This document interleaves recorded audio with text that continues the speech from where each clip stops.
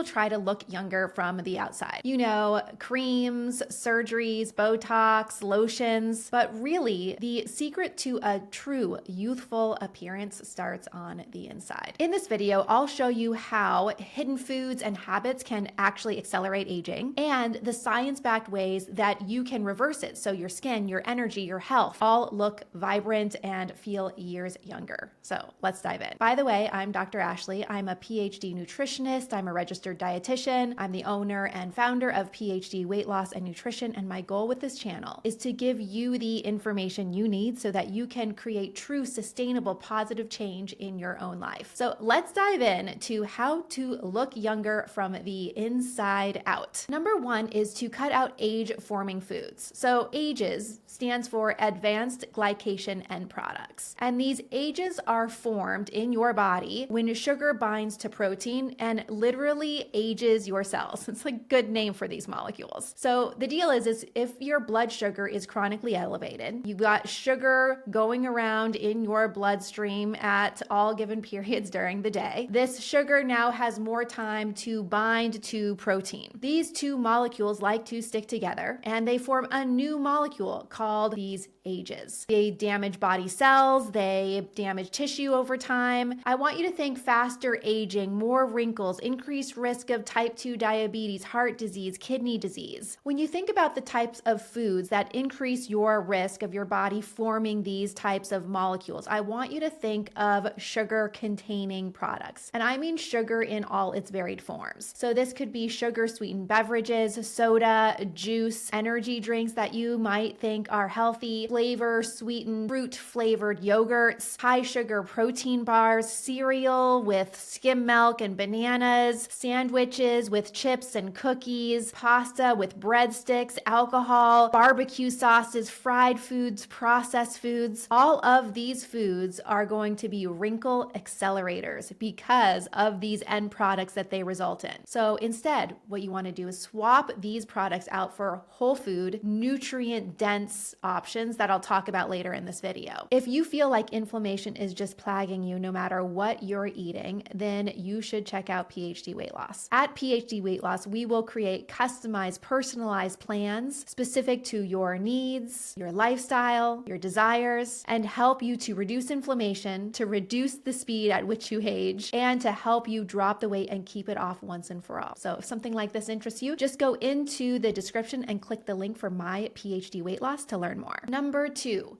ditch the inflammatory seed oils. You've likely been hearing a lot about these. These are the type of fats that increase our omega-6 levels, and we know that omega-6s increase inflammation, which increases the speed at which we age and create wrinkles and create just degradation in the body. So when I talk about processed seed oils, I mean canola, soybeans, safflower, sunflower, vegetable oils, corn oil, peanut oils included. These guys are just pretty darn unstable fats, and they oxidize when we cook them. So we're consuming basically rancid oils, and it just damages the body from the inside out. Instead, replace these oils with fats that are going to be more stable at high heat. This means that you can cook with them at a higher temperature and they're not going to oxidize. These are like avocado oil is one of my favorites. I like tallow, coconut oil. You can also cook with ghee, which is clarified butter. I like to cook with butter if it's at a lower temperature. And then I really like to use extra virgin olive oil during cold use, like for a salad dressing. Now, if you're confused a bit by the dietary fats, what fats are healthier, what fats to use at what temperature and for what purpose, then just go into the description and I'll include a link to my free guide on dietary fats, what to use and when. Number three is to boost your antioxidants. So when we have a lot of oxidative stress in the body, when we are producing a lot of these advanced glycation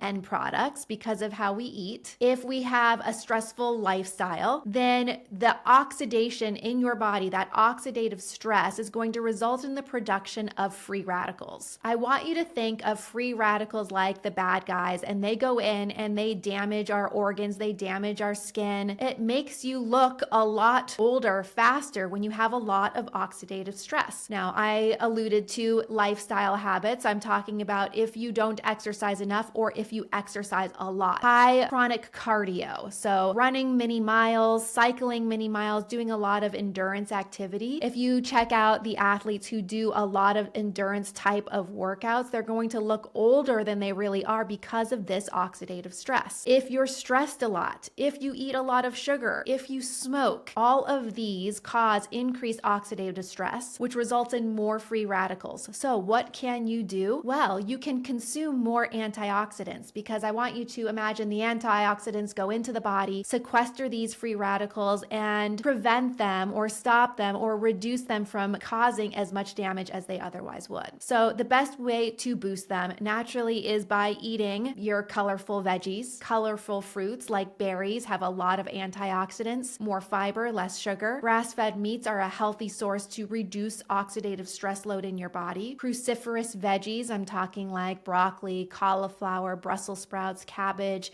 if you like them. They trigger the body to make more antioxidants and repair damage from within. Taking a really nice form of vitamin C can be helpful. These are the antioxidants and how they work in the body to reduce oxidative stress and the free radical load we create when we're not living optimally. Step number 4 is to support autophagy through fasting and movement. Autophagy is basically your body's naturally recycling system. It cleans up damaged cells, it creates new ones, it keeps your skin vibrant, and it helps to keep your energy much more stable. So you can do this by fasting, by getting really good quality sleep, by drinking good water, and by exercising in the right way. All of these processes help to support autophagy and just help your body stay youthful at the cellular level. And step number 5 is to nourish your body with skin supportive nutrients. You can think vitamin A, and I mean specific vitamin A from animal sources. So you can get vitamin A from the egg yolk. You can get vitamin A if you're open to eating organ meats, specifically liver. Now, I mentioned vitamin A coming from animal products because a lot of us don't have the ability to convert beta carotene into the active form of vitamin A, of which we would get from these organ meats